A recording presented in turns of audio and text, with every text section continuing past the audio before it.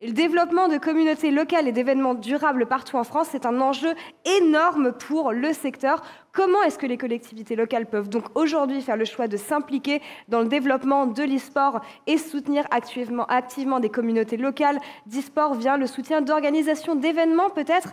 Quels sont les bienfaits de développer une politique e-sport à l'échelle locale ou régionale? Coup d'œil sur le rôle essentiel des acteurs locaux et sur ces leviers mis à leur disposition pour créer et encourager une communauté e-sport génératrice d'attractivité sur ce territoire. Et pour parler de ce sujet passionnant, j'ai l'honneur d'accueillir Désiré Cousawo, président de France e-sport et président d'honneur de Futurolan, Denis Masseglia, député Renaissance, Michel Bisson, président du Grand Paris Sud, excusez-moi, est toujours animé par Anthony Morel. Bonjour messieurs, je vous laisse la place. Merci beaucoup. Alors ouais, asseyez-vous tranquillement, confortablement. Et ben voilà, c'est parti. Alors oui, je le disais, c'est la seule table ronde où je vais vous voyer les gens. Voilà, c'est voilà, le respect de la fonction, tout ça. Je suis un peu vieux jeu de ce point de vue-là, mais bon, on va rester sur le... Tu as raison. Oui. Voilà, on va faire... Pas mal. Non, alors c'est intéressant, effectivement. J'allais commencer de façon un petit peu provocante en faisant le lien avec la première table ronde, parce que lors de la première table ronde, on a parlé de l'e-Sports World Cup et des ambitions de l'Arabie Saoudite, avec ces dizaines de milliards d'investissements, des cash prizes à 70 millions de dollars cette année. Et je me disais, quand je voyais la thématique de notre table ronde à nous, est-ce que finalement on ne voit pas petit, quoi? Est-ce qu'il y a un enjeu à créer un écosystème régional des Pays de la Loire, de l'Occitanie, des Hauts-de-France? Et pourtant, en fait, peut-être que la clé, elle est là. Peut-être que la clé pour faire de la France un géant international de l'e-sport, elle se trouve au niveau local et c'est de ça dont on va discuter avec vous. Vous avez des expériences très différentes d'ailleurs dans ce domaine et ça va être hyper intéressant de parler d'exemples très concrets avec Désiré, aussi avec Michel, parce que pour le coup à Évry-Courcouronnes il se passe des choses très très intéressantes. Et on va commencer d'ailleurs avec cette question assez simple. Pourquoi, à votre avis, le local est l'échelon stratégique pour l'e-sport en France aujourd'hui? Avant de parler de vos réalisations respectives. On va commencer avec vous, Michel. L'échelon local, il est stratégique, mais pas seulement pour le e-sport. Il est stratégique pour l'emploi, pour le développement économique, pour la culture, pour la santé, pour la formation, donc pour toutes les dimensions. Je crois qu'il y a évidemment un alignement avec le national, mais enfin de plus en plus dans un pays mosaïque, pour le dire ainsi. On dit souvent que ce pays est fracturé. Il n'est absolument pas fracturé. Mais il est mosaïque, donc on a besoin de le rassembler et la meilleure manière de le rassembler c'est de commencer par le local, par la proximité, parce que c'est là où on touche les gens et dans le local il y a à traiter l'ensemble des enjeux de ce monde. Vous avez mis en place une politique, j'allais dire, vous avez fait presque de l'e-sport un cheval de bataille au niveau local pour le coup, ce qui est assez rare pour l'instant, on ne voit pas ça partout dans les régions. Oui, c'est vrai que c'est un peu, c'est original, mais c'est à la conjonction de deux éléments. Le premier élément, c'est le numérique est un fait aujourd'hui dans notre société, sous toutes ses formes. On ne peut plus vivre sans le numérique, l'intelligence artificielle en fait partie. Et ce que nous souhaitons sur notre territoire modestement et à notre place, ce n'est pas s'adapter, ce n'est pas s'accompagner, c'est être partie prenante, c'est d'être acteur du fait numérique. Voilà. Et le e-sport et le gaming en est évidemment un levier. Ça, c'est le premier sujet. Et le deuxième sujet, c'est que nous sommes sur un territoire extrêmement jeune. Et les jeunes pratiquent évidemment le gaming. Donc pour nous, c'est un levier pour y décliner des politiques publiques en leur direction, en appui sur ce fait numérique. Alors on y reviendra de manière un petit peu plus précise juste après. Je continue le tour de table avec Désiré Cousawo, président d'honneur de Futurolan, donc l'organisateur de la Gamers Assembly. Là pour le coup, l'échelon local, pour vous, c'est une évidence absolue, j'imagine, Désiré. Oui, je pense que je rejoins Michel. Si on fait le parallèle avec le sport traditionnel, si on a réussi à avoir un Mbappé, c'est bien parce qu'à un moment donné, il a fallu détecter des talents au niveau local et puis petit à petit de les emmener au niveau international. Donc je pense que si on veut vraiment développer cet écosystème, pas que en France, partout dans le monde, il faut cet effet pyramidal qu'on retrouve dans le sport traditionnel et qu'on n'a pas forcément aujourd'hui parce que, on aura l'occasion d'en reparler, certaines collectivités ont eu un peu cette lumière qui s'allume, mais pour plusieurs raisons d'ailleurs, et on voit bien que c'est le cas à Poitiers par exemple, ça a un impact puisque ça permet d'activer l'écosystème. on parle de l'Arabie Saoudite. L'Arabie Saoudite a pris le chemin inverse en partant du haut. Mais finalement, ils ont toujours cette réflexion de comment on fait pour engager les joueurs au niveau local. Donc c'est quand même on sait que c'est là que ça se passe. Voilà. Si on veut consolider la pyramide, on doit tenir compte du joueur final. Et donc c'est au niveau local que ça se passe. Denis, même question. Vous êtes un élu de la République, vous êtes le fondateur du groupe d'études de jeux vidéo. Groupe d'études de jeux vidéo, exactement. Au sein de l'Assemblée nationale. Un mot là-dessus, juste, mais il y a beaucoup de gamers à l'Assemblée nationale. Vous vous sentez tout seul. Non, mais vous rigolez, mais je veux dire, démographiquement, il y a des gens qui potentiellement pourraient être des joueurs sans aucun problème. Tout le monde joue maintenant en France. Alors, à la question, est-ce qu'il y a beaucoup de joueurs? La réponse est moins, je pense, qu'à l'échelle nationale, en proportion. Okay. Il y en a quelques-uns. Néanmoins, il y a pas mal de joueurs qui s'ignorent. C'est-à-dire, certaines personnes, ils sont sur leur smartphone, ils disent « Moi, surtout, je ne joue pas aux jeux vidéo, mais regarde, j'ai Candy Crush. » Ah oui, on les voit dans les questions au gouvernement, des fois, ça. Dans l'hémicycle. Joker. Mais donc, il y a beaucoup plus de joueurs qui jouent aux jeux vidéo que ceux qui pensent qu'ils jouent aux jeux vidéo, pour être assez rapide. Donc, maintenant, quel chiffre, quelle proportion, je ne sais pas. Ok. Sur l'échelon local. Sur l'échelon local, déjà, c'est vrai que l'e-sport a quand même fonctionné de façon très différente par rapport au sport. La première structuration dans l'e-sport, elle n'a pas été locale, elle a été nationale. Les compétitions, elles ont été à l'échelle de la France. Là où le sport, ça s'est d'abord commencé par l'amateur sur le local, et après ça s'est structuré de façon pyramidale, comme le disait Désiré, pour avoir la partie professionnelle. Je fais confiance aux éditeurs pour continuer à structurer l'e-sport professionnel. Ils ont avancé, ils continuent. Je crois que maintenant, le gros travail que nous, on doit avoir collectivement, c'est de structurer l'e-sport local pour pouvoir mettre en place des politiques publiques, ça a été dit par Michel, pour mettre en place, comme l'a dit Désiré, les futures stars de demain. Et moi, j'irai plus loin, pour aussi accompagner une pratique positive du jeu vidéo et des écrans. Il faut être positif vers le jeu vidéo. Néanmoins, il faut accompagner pour que les choses se passent bien, parce qu'on a un petit choc générationnel entre les parents et les enfants. L'usage du jeu vidéo, il y a un peu de travail à faire. Bon, alors justement, on va entrer dans le concret. On parlait de politique publique, de ce qui est en train de se mettre en place au niveau des collectivités locales. Je voudrais revenir à vous, Michel, et à Évry-Courcouronnes. Donc, vous êtes le président de Grand Paris Sud. Il se passe des choses assez intéressantes, notamment ce partenariat que vous avez signé avec la Carmine, Carmine Corp, où, en fait, il y a une arène à Évry-Courcouronnes, une grande salle, qui aujourd'hui est la salle d'accueil, j'allais dire, de résidence de la Carmine Corp. Comment ça s'est fait? C'est quoi la genèse de ce projet? Un alignement de planètes entre la livraison d'une salle historique, mais qu'on a totalement rénovée, donc une salle de 3000 places à Évry-Courcouronnes, multispectacle, et qu'on a souhaité équiper d'une manière, j'allais dire, e-arène, pour le dire assez vite, de manière à pouvoir produire et diffuser des spectacles très différents, mais avec une forte coloration numérique, comme la plupart des spectacles aujourd'hui. Et puis, c'est aussi une rencontre avec la Carmine, qui moi, m'a évidemment profondément marqué, puisque la première fois que je les ai rencontrés, il y a 3 ans, j'avais révisé League of Legends pour comprendre un peu, mais rassurez-vous, j'ai toujours pas compris. Allez pas voir la Carmine tous les week-ends maintenant? Fort heureusement, on a absolument parlé d'autre chose. Et quand je leur ai dit, mais pourquoi vous faites ça? Leur réponse a été, on est là pour changer le monde.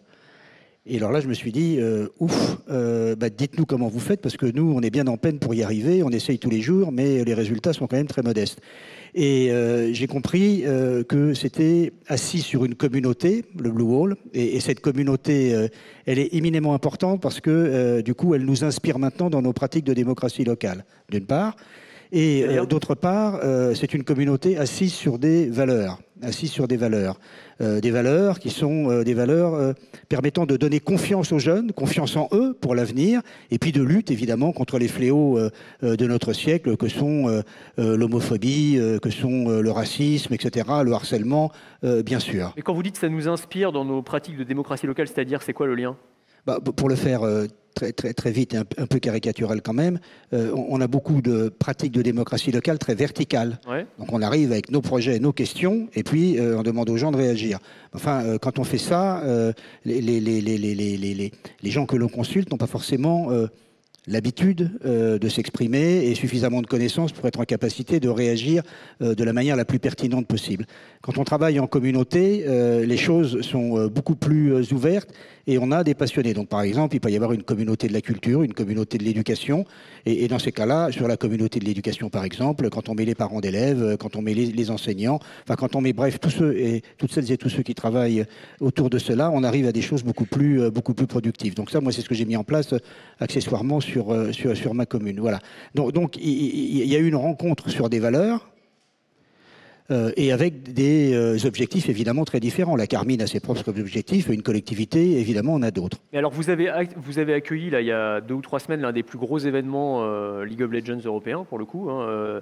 Ça a été le choc justement. Vous, c'est intéressant ce que vous dites parce que vous êtes effectivement, vous n'êtes pas forcément dans cet univers-là à la base. Est-ce que vous vous attendiez à une telle ferveur enfin, vous êtes allé dans la salle, vous avez vu un peu ce que ça donnait, une ambiance e-sport à la française. On a le meilleur public du monde, c'est reconnu internationalement. Alors la Carmine en plus, c'est un truc de dingue. Vous avez assisté à ces spectacles-là ? Oui, et l'ambiance est absolument incroyable. Enfin, il y a une ambiance et il y a un profond respect. C'est-à-dire à la fois on a des jeunes de quartiers bourgeois et quartiers populaires et un profond respect. Ça c'est exceptionnel. J'ai eu l'occasion, au-delà des arènes, de participer, parce que j'étais invité par la Carmine, c'est lorsqu'ils annonçaient que les arènes allaient devenir leur stade, donc ça c'était à l'Arena sur la Défense, donc 29 000 spectateurs, encore une fois, voilà, sur un jeu sur lequel je ne comprenais pas grand-chose, mais je voyais bien qu'il y avait des gens qui de temps en temps applaudissaient, puis de temps en temps criaient, et à un moment donné, personne ne leur demandait quelque chose, le Blue Wall, et pas les seuls, se sont mis à chanter la Marseillaise. Ben, j'ai eu des frissons, parce que je me suis dit, là, ça veut dire que les valeurs qui sont portées par la Carmine, elles s'exprimaient, alors que personne ne leur demandait, quand même, à travers le chant républicain par définition. Désiré, je pense que ça résonne aussi avec ce qui se passe du côté de la Gamers Assembly. C'est-à-dire, vous avez un événement qui s'est construit au niveau local, de manière associative même, comme la plus grande LAN de France, et qui attire aujourd'hui des dizaines de milliers de spectateurs. Et ça, c'est possible parce qu'à l'échelon local, il y a des gens qui se sont bougés et qui se sont dit, bah voilà, on va créer ça ici à Poitiers. Oui, je ne vais pas refaire l'histoire de la Gamers Assembly. On a fêté les 25 ans la dernière fois, donc ce serait un peu compliqué. Mais quand on a démarré en 2000, il y avait... Enfin, la question ne se posait pas, on ne parlait même pas d'e-sport à l'époque, c'était des compétitions de jeux vidéo. Et là, pour le coup, oui, on est sur un événement qui est par essence est local, puis ce sont des joueurs locaux qui ont décidé de se réunir à 150 dans un gymnase pour organiser une compétition. Il n'y avait aucune vision mercantile, l'objectif n'était pas de devenir les maîtres du monde. Et en fait, c'est exactement ce que dit Michel, c'est que il y a eu cet entraînement. On s'est rendu compte, la première année, 150 joueurs, et puis il y en avait autant en liste d'attente. La deuxième année, 250, autant en liste d'attente. Et on a continué jusqu'à aujourd'hui, effectivement, 2200 joueurs. Et à chaque fois, il n'y a pas besoin de sortir voilà, tambour et trompette. On a vraiment cet effet communautaire qui se construit naturellement, communautairement, par les joueurs. Et c'est là, on parlait tout à l'heure de Mbappé qui est né au niveau local, a bondi, et puis ensuite il a grandi. Là, on a eu aussi des émergences de stars. Je pense à Yellowstar, par exemple, qui est devenue une star internationale. Oui. Je pense qu'aujourd'hui, toutes les grandes stars qu'on connaît aujourd'hui, ou en tout cas les dernières années, sont passées par la Gamers Assembly, les plus grands joueurs.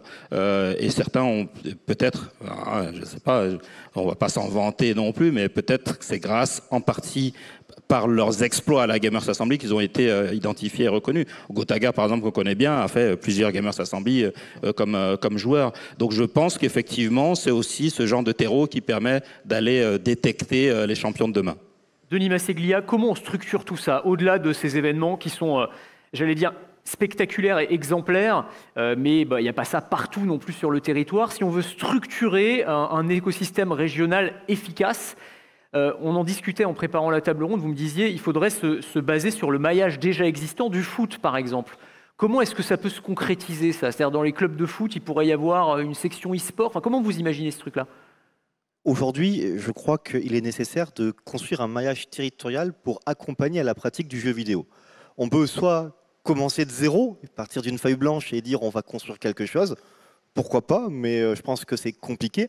Et néanmoins, il y a déjà un tissu associatif qui existe, principalement un tissu associatif sportif, Et je pense qu'il serait intéressant, et c'était d'ailleurs mes travaux et mes propositions en 2019, de dire ce qui serait intéressant, c'est qu'on puisse aller vers les clubs sportifs de nos territoires en leur disant est-ce que vous souhaitez intégrer dans votre structure une entité liée aux jeux vidéo?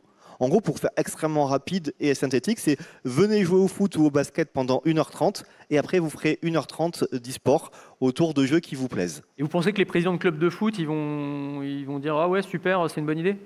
Moi, je vous encourage, mais je crois que tout le monde le fait ici, surtout sur la qualité territoriale, de voir comment ça se passe. On est en train de fusionner les communes pour qu'il y ait suffisamment de joueurs pour tenir les clubs. Et force est de constater qu'aujourd'hui, on a une vraie difficulté de continuer à accompagner nos jeunes à une pratique sportive dans un cadre associatif. Et je pense que justement, l'intégration du jeu vidéo pourrait être un tremplin, un accueil pour attirer plus de jeunes. Et est-ce que l'objectif de ça, ce serait quoi? Je me fais un peu l'avocat du diable, mais est-ce que c'est de faire émerger les champions de demain? Auquel cas, j'aurais tendance à vous répondre, on n'a pas vraiment besoin de ça, dans le sens où les jeux ont déjà tous des systèmes de classement qui sont extrêmement sophistiqués, et un très bon joueur, voilà, il va monter sur League of Legends, il va monter les rangs, et puis il deviendra connu de cette manière-là. Est-ce qu'il a besoin? Au foot, c'est différent, parce que ou dans n'importe quel sport, en athlétisme, on commence dans sa petite division, dans son club local, municipal, et puis on va faire les compétitions départementales, régionales, nationales, et puis ensuite on explose. Mais en e-sport, c'est un petit peu différent, on n'a pas vraiment besoin de ça, si? Vous avez raison, je crois qu'on n'a pas forcément besoin d'accompagner les meilleurs. Les meilleurs, ils seront e-sportifs professionnels. Mais combien de jeunes ça représente? Oui. Combien, par contre, souhaitent devenir e-sportifs professionnels, mais n'atteindront pas l'objectif? Et je crois que le rôle de la puissance publique, il est d'accompagner tout un chacun. Et donc, le but, c'est finalement pas à ce que les meilleurs réussissent. Si c'est le cas, tant mieux, on doit l'accompagner. Mais c'est surtout pour accompagner ceux qui, dans le cadre de leurs années et qui espèrent devenir e-sportifs, n'y arrivent pas, pour qu'à la fin, ils puissent, au travers de ce qu'ils ont appris, des compétences qu'ils ont développées, aller vers des métiers proches de l'e-sport ou plus éloignés par rapport à ce qu'ils ont appris. Ça, c'est la première partie. Puis la deuxième partie, on le sait, c'est un vrai sujet, c'est une vraie problématique aujourd'hui du jeu vidéo et de l'e-sport. C'est le fait qu'on ait quand même un écosystème très masculin.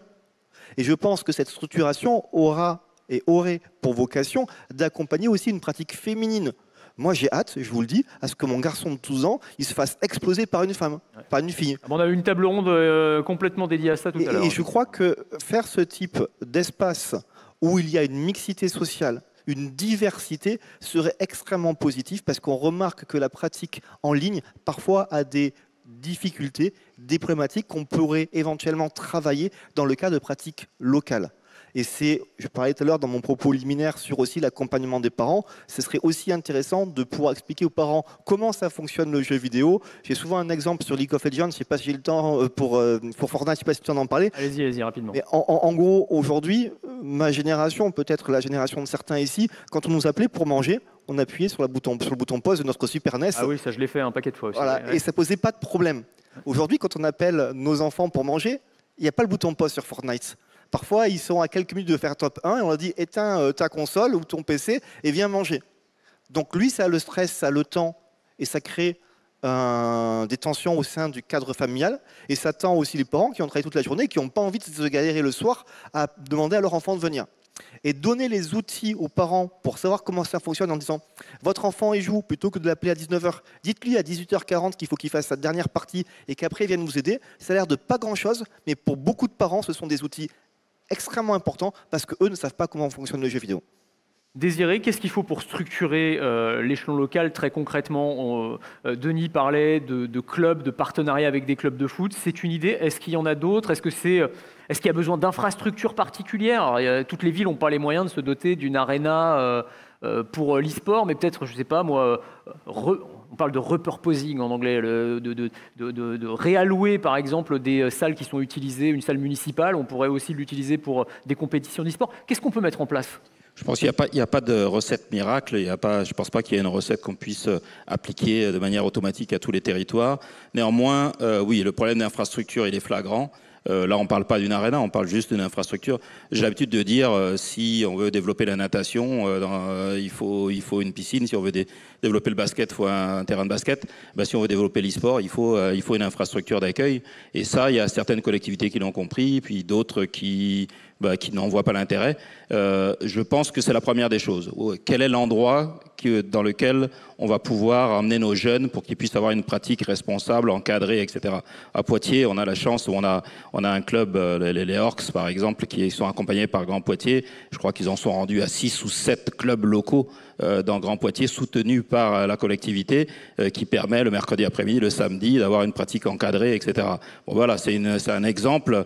C'est dans des médiathèques, c'est dans des salles dédiées, tout équipé. Donc l'infrastructure est une première chose. Ça demande un gros investissement, parce qu'on peut se dire, une médiathèque ou une salle municipale, ça existe déjà. Il faut quoi? Il faut des équipements supplémentaires, il faut peut-être quelques ordinateurs en plus. Forcément, il faut... alors, on a l'habitude plutôt dans ce genre d'infrastructure de partir sur des consoles de type Switch ou PlayStation pour pas partir sur des équipements trop lourds. Okay. Mais effectivement, après, tout dépend, encore une fois, de la volonté du territoire. Si le territoire veut, un peu comme Grand Paris Sud avec le Carmine Corp, c'est sûr qu'on est sur des pratiques peut-être un peu plus entre guillemets élitistes. Bah là, oui, il va falloir... Et après, il y a la question de la fracture aussi entre les territoires urbains qui sont déjà globalement bien équipés et les territoires ruraux qui sont souvent à la traîne, sachant qu'on est quand même dans une problématique, je parle sous le contrôle de monsieur le député, mais une problématique budgétaire où on n'est pas forcément dans l'idée de dépenser plus pour acheter des consoles et des serveurs. Oui, mais je pense qu'à partir du moment où on a une politique publique, on doit s'en donner les moyens. Si on doit tout arrêter, on arrête tout. Pourquoi arrêter l'e-sport et pas, je sais pas moi, le foot, le basket ou quoi que ce soit d'autre? Donc si on décide à un moment donné d'aller dans cette direction, l'infrastructure est indispensable. Ou alors, on peut aussi soutenir des acteurs locaux, on peut les identifier. Il y a des associations et des communautés dans toutes les villes de France. Les détecter et les accompagner. C'est aussi un élément qui, je pense, peut aider à développer la pratique au niveau local. Michel Bisson, ce que vous avez fait avec la Carmine et avec cette arène, on peut le voir aussi comme une sorte de laboratoire. Est-ce que c'est quelque chose qui est réplicable? Est-ce que vous avez des marques d'intérêt d'autres municipalités qui se disent quand même, ouais, c'est génial, ils arrivent à attirer je ne sais pas combien de milliers de personnes tous les samedis soirs quand il y a des matchs, il y a des compétitions internationales qui se déroulent, ça doit aussi susciter un peu d'intérêt tout ça? Oui, ça commence et je pense que c'est réplicable, pas au sens copier-coller. Évidemment, chacun a ses singularités, mais enfin, en tous les cas, potentiellement inspirant pour se poser les bonnes questions. D'abord, pour structurer, il faut le faire à l'échelon local, mais il faut aussi à l'échelle nationale. Et nous sommes adhérents de Francis Sport et c'est évidemment important que nous puissions échanger avec l'ensemble des parties prenantes, notamment les éditeurs. Et à l'échelle nationale, c'est évidemment très intéressant aussi parce que ce qu'a fait Denis il y a l'an passé, c'est-à-dire de ramener la TVA à 5,5 sur les spectacles, a été évidemment profondément bénéfique d'une certaine manière à ce type de spectacle, alors que la culture est à 5% en TVA et le sport à 5%. Bref, donc il y a besoin de cette chaîne de l'action publique pour travailler à tous les échelons. Sur le plan local, ce que nous avons mis en œuvre, c'est une politique publique avec 3 axes. Le premier axe, c'est une politique publique éducative, parce que c'est quand même notre rôle. Une politique publique que l'on appelle le savoir y jouer. Comme il y a le savoir nager, tu faisais allusion aux piscines, comme il y a le savoir rouler pour apprendre à faire du vélo, il y a le savoir y jouer. Qu'est-ce que c'est le savoir y jouer? Eh bien, c'est à la fois prévenir les risques inhérents à une surpratique du jeu, le harcèlement, le surpoids pour ne citer que celle-là, et puis en même temps la valorisation des compétences que l'on acquiert par le jeu, qui sont des compétences qui sont issus d'une logique déductive. On ne lit pas une notice avant de jouer, on apprend par l'échec. Donc c'est très différent, évidemment, de la manière dont fonctionne l'éducation nationale, en partie, et en valorisant l'ensemble des compétences que l'on acquiert, qui sont des compétences de réactivité, des compétences stratégiques, où il faut, en quelques instants, en quelques microsecondes, décider collectivement d'une stratégie et donc d'une action. Ce sont des compétences qui sont aujourd'hui évaluées par les chercheurs, donc on les connaît, qui sont extrêmement bien définies et qui sont évidemment à valoriser. Donc on a une politique publique de savoir y jouer qui s'adresse aux CM2, aux collégiens, et donc on travaille aujourd'hui avec l'éducation nationale pour faire rentrer ce savoir y jouer qui, à l'arrivée, dit aux jeunes, vous jouez, très bien, mais enfin jouez de manière raisonnable, mangez, faites du sport, faites des pauses, etc., etc. Donc ça, et là on est typiquement dans notre rôle. Mais ce dont on a besoin aussi pour les jeunes, mais pas que pour les jeunes, pour tous les humains, la manière dont on fonctionne, comment l'être humain fonctionne par rapport aux animaux, il est capable de faire des choses extraordinaires, il est capable de progresser pour une raison simple, c'est qu'il lui faut une capacité à se transcender, à se dépasser. Il faut donc des lumières, quelque chose qui attire. Donc c'est le Mbappé du football et c'est la Carmine pour ce qui concerne le e-sport. Et c'est pour ça que la Carmine est pour nous évidemment éminemment importante, parce que c'est une lumière qui donne envie, qui réveille l'ambition des jeunes, qui leur donne envie de se dépasser, de se transcender. Donc ça c'est le deuxième axe, donc de l'éducation, de la lumière, et puis des lieux de pratique amateurs. Donc on a des lieux de pratique amateurs de manière à pouvoir jouer évidemment de manière plus collective, et puis répondre à la question à laquelle posait fort justement Denis tout à l'heure, c'est-à-dire les parents qui sont effarouchés de voir leurs jeunes ne pas pouvoir s'arrêter au moment du déjeuner ou du dîner devant des jeux qu'on ne comprend pas, qu'on trouve violents. Bon, et ben là, c'est des moments où il peut y avoir de la médiation pour faire en sorte d'expliquer ce que c'est que le jeu et peut-être les différencier. Voilà. Et nous avons ouvert, alors je fais ma page de pub, on a ouvert sur le Carré Sénart un lieu qui s'appelle le Carré Connecté, qu'on a jumelé avec une microfolie. Donc microfolie, c'est labellisé ministère de la Culture, etc. Donc on mélange la culture et on mélange le jeu. Donc c'est des endroits de cette nature-là. Et puis, ce que l'on souhaite faire aussi, parce que des endroits comme ça, évidemment, créer des endroits, ça coûte un peu d'argent, c'était le sens de votre question, il faut utiliser les lieux actuels. Et quand on parle de médiathèques, mais il y a plein d'autres lieux, les médiathèques, elles doivent devenir tranquillement des tiers-lieux, parce que le monde évolue, ce qui ne veut pas dire abandonner la lecture, surtout pas, mais ce qui veut dire faire de ces lieux-là des lieux plus ouverts sur les pratiques d'aujourd'hui. Il faut s'appuyer sur les usages. Bon, très bien. Denis, quel type de politique au niveau national, puisque vous êtes à l'Assemblée, peuvent accompagner justement ce développement à l'échelon local? On parlait de la TVA à 5,5, effectivement, ça a été une grande aide. Est-ce qu'il y a d'autres mesures qui sont dans les tuyaux pour les mois qui viennent? Je crois que l'erreur, mais je donne mon opinion, serait que le national décide sur la manière dont on doit fonctionner sur le local. Je crois que plutôt on doit s'appuyer sur les demandes du local pour construire une politique nationale.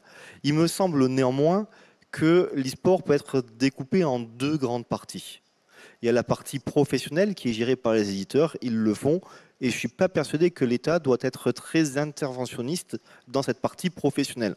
Dans la partie amateur, à un moment donné, ça va nécessiter un accompagnement de l'État, tant sur la structuration que sur le financement. Et c'est là-dessus que l'État, à mon sens, doit avancer, c'est partir sur les besoins du terrain, les centraliser, les accompagner et après apporter un accompagnement en financement. Parce qu'on va aussi avoir un sujet inverse. Parce que là, on a un bon exemple avec Michel et la Carmine, mais ce n'est pas toujours comme ça. Un jeune qui veut lancer son petit club d'e-sport, qui arrive voir un maire qui dit « Yo, mon pote, t'as pas 10 000 balles pour m'acheter des PC », ça ne passera pas dans la relation entre le maire et le jeune. Et on a besoin d'outiller notre jeunesse passionnée par l'e-sport sur comment fonctionne le monde politique et comment on aborde aujourd'hui les élus locaux qui sont le maillon essentiel sur la structuration de l'e-sport. Et ça doit passer par une entité entre l'État d'un côté et les maires de notre côté et les jeunes, qui peut être aujourd'hui une structure associative ou toute autre structure pour donner tous les guidelines, tous les outils. Et excusez-moi pour la remarque comment on parle jeune, parce que je suis un vieux et je ne sais pas comment parle la jeunesse aujourd'hui. Oui, je ne suis pas sûr qu'ils disent beaucoup yo, mais effectivement. Mais on a compris l'esprit, il n'y a pas de souci. Je voulais parler de l'opportunité économique que représente l'e-sport pour les régions et pour les territoires locaux. Je pensais notamment en termes touristiques. Je veux dire, on a le premier pays touristique au monde, clairement. Est-ce qu'on n'a pas une carte à jouer pour dire, les gars, venez jouer, on va organiser des compétitions internationales d'e-sport, vous allez pouvoir à la fois vous adonner à votre passion et vous allez visiter le plus beau pays du monde. Parce qu'on parlait de l'Arabie Saoudite, Riyad c'est sympa, mais enfin, oui, par rapport à Paris ou à la Côte d'Azur, je ne suis pas sûr en termes touristiques, quoi. Donc, est-ce qu'on n'a pas une carte à jouer de ce point de vue-là? Dans toutes les régions, on a des joyaux absolument extraordinaires à faire découvrir. Et ben voilà, pour faire venir des gens. La Gamer Assembly, c'est un peu ça d'ailleurs. Poitiers, il y a 20 000 personnes qui viennent. Poitiers, c'est pas la ville la plus touristique de France habituellement. Là, vous avez, je sais pas, une manne financière absolument considérable, j'imagine. Oui, c'est le cas. Effectivement, nous, on s'en est rendu compte au fil des années. le week-end de Pâques, donc le week-end de la Gamers Assembly, c'est un week-end où c'est impossible de trouver une chambre d'hôtel. Si on s'y prend pas à l'avance, il n'y a plus de train. Pour aller au restaurant, il faut réserver. C'est quasiment le seul week-end dans l'année où tous les commerces sont pleins, tous les hôtels sont pleins, etc. Donc l'impact, il est direct. Voilà, ce sont des retombées en termes d'activités qui sont exceptionnelles. Et je pense que d'autres collectivités l'ont comprise. On parle de Nice, par exemple, qui depuis quelques années investit, ouais. et tous les chiffres le disent. Voilà, quand il y a ces événements e-sport, les chiffres sont impressionnants, exceptionnels par rapport à n'importe quel autre type d'activité. Donc moi, j'en suis persuadé, bien utilisé, l'e-sport peut être un outil d'attractivité territoriale. Je me souviens que la DreamHack à Tours, à l'époque, disait que en termes de retombées économiques pour les commerces, les hôtels, etc., c'était comparable à une étape du Tour de France pour eux. Donc c'était vraiment très conséquent. Oui. Je pense que alors, tous les événements n'ont pas le même impact, c'est sûr, mais les plus gros événements, les plus grands événements peuvent avoir des impacts qui sont exceptionnels par rapport à n'importe quel autre événement sportif. Michel Bisson, c'est pareil. Évry-Courcouronnes, c'est pas la ville la plus touristique de France. En préparant la... Une erreur. Ouais, sûrement une erreur. Justement, alors vous me disiez en préparant la table ronde, ça nous a mis sur la carte d'une certaine manière. Maintenant, il y a en e-sport, vous avez Paris, Madrid, Évry-Courcouronnes. C'est vraiment, ça vous a mis sur la carte. Oui, la dernière grande compétition européenne, effectivement, il y avait les 3 capitales. Alors on était 3e, hein, mais enfin, on ne dit rien entre Berlin, Madrid et puis Évry-Courcouronnes. Ce qui est important, la question à se poser, en tous les cas, côté évidemment public, c'est comment ça crée de la valeur. L'important, c'est de créer de la valeur et c'est pas de la capter. Pour me faire comprendre, quand on met de l'argent dans l'intelligence artificielle pour créer des robots chirurgicaux, on crée de la valeur. Si on mettait de l'argent dans Facebook pour se faire des amis, alors qu'on n'est pas là pour se faire des amis, mais que Facebook est d'abord là pour capter des données et ensuite les vendre, là on capte de la valeur. Donc ça c'est pas bon. Donc il faut qu'on soit sur de la création de valeur. Il y a de la création de valeur en matière touristique, mais là où on l'attend, c'est de la création de valeur en termes de formation pour nos jeunes, de manière à leur donner des emplois, tous les emplois qui peuvent être générés par le sport ou par le e-sport, et puis évidemment une création économique tout autant. Parce qu'après tout, le jeu vidéo aujourd'hui, alors il est essentiellement beaucoup américain, asiatique, mais enfin, on a quand même des noms absolument exceptionnels en France, tout à fait. Et je crois que c'est sur ces sujets-là sur lesquels il nous faut collectivement travailler. C'est là où nous créerons de la valeur. J'ai une question aussi, alors on arrive à la fin de la table ronde quasiment. Si vous avez des questions, encore une fois, le petit QR code à l'arrière du badge, n'hésitez pas à les poser, on les prendra à la fin de la table ronde. Mais il y a une grosse échéance qui arrive avec les Olympic eSport Games de 2027. Et je faisais le parallèle avec les Jeux Olympiques où, en fait, pour faire émerger des champions, on a besoin, là, pour le coup, de l'échelon local. Hein, et ça se fait en amont, ça se fait des années avant. Est-ce qu'il y a un enjeu particulier autour de ces Olympic eSport Games? Rapidement, tous les trois, je vous acquiescer, Désiré. Oui. Alors là, pour le coup, c'est un peu le cheval de bataille chez France eSport. Ça fait partie d'une des priorités qu'on souhaite porter, évidemment avec tous les autres acteurs, le ministère des Sports, le CNOSF et tous les acteurs amateurs et professionnels. On pense qu'il faut un plan d'action. Comme pour les JO, il faut aller détecter les meilleurs sportifs, amateurs ou professionnels, et puis créer une vraie délégation pour se rendre là-bas.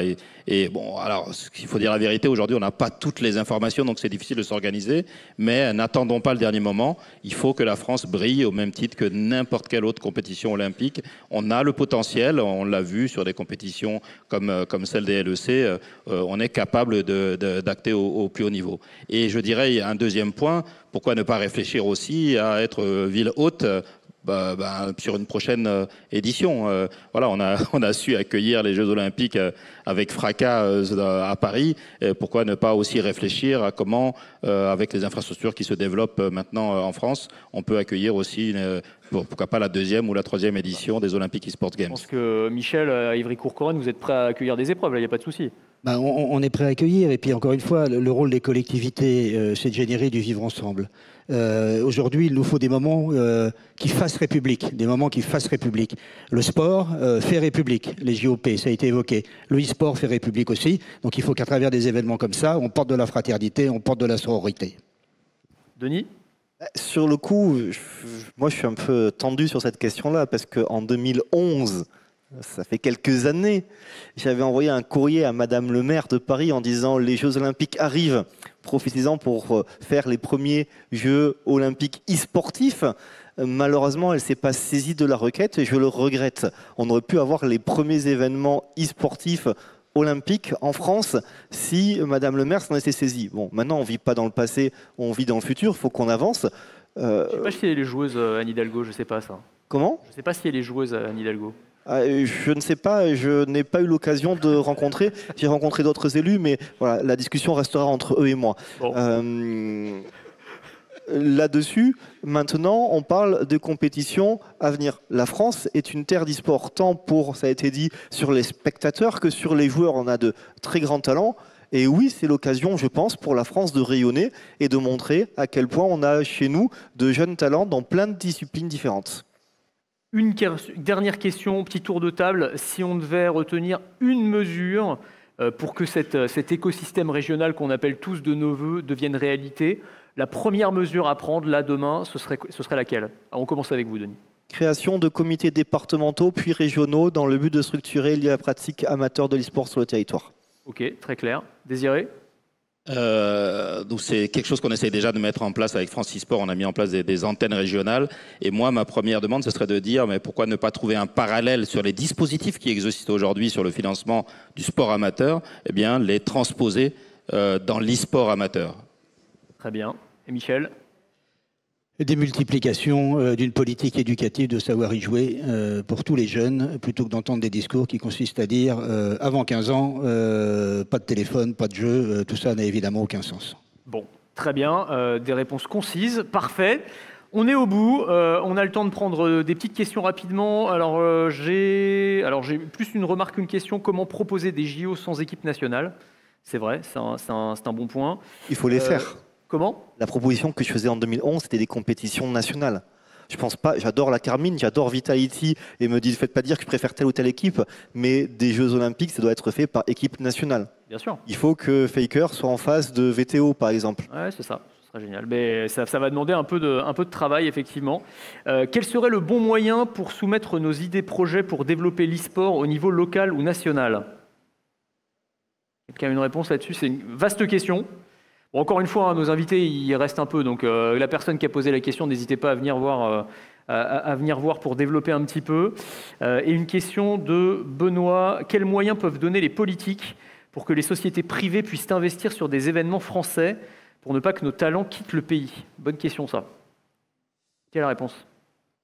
Je ne sais pas, enfin, je laisserai Denis peut-être rebondir. Je ne sais pas si c'est le rôle du pouvoir public de réellement accompagner des boîtes privées pour financer le secteur. Si ce n'est peut-être desserrer un petit peu tous les étaux économiques qui peuvent bloquer. On le sait dans l'e-sport, mais dans le sport traditionnel, c'est la même chose. Les talents, ils s'en vont parce que la fiscalité est meilleure ailleurs, etc.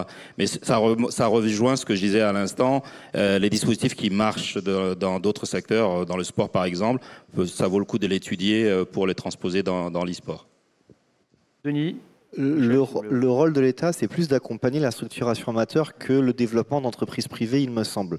Néanmoins, la TVA à 5,5 sur la billetterie a comme conséquence d'augmenter le nombre de compétitions e-sportives sur le territoire national et de permettre aussi à des événements qui n'étaient pas rentables par le passé de devenir rentables et donc de se réaliser. Maintenant, si certaines structures privées ont des attentes d'évolution, denis.masseglia@assemblée-nationale.fr, j'attends les propositions. Il est malin, bien joué. Michel, un mot pour terminer ? Je pense qu'il faut un terreau favorable. Le terreau favorable, c'est gaming avec des politiques publiques d'accompagnement qui peuvent être en partie financées par le privé. Et puis le e-sport, c'est le sport professionnel qui doit être financé par le privé, mais qui s'appuie sur un terrain favorable, sur une ambiance qui donne envie tout simplement de venir dans notre pays. Très bien, on va se terminer là-dessus. Merci beaucoup, merci à tous les trois. On peut applaudir Michel Bisson, Désiré Coussavo et Denis Masseglia.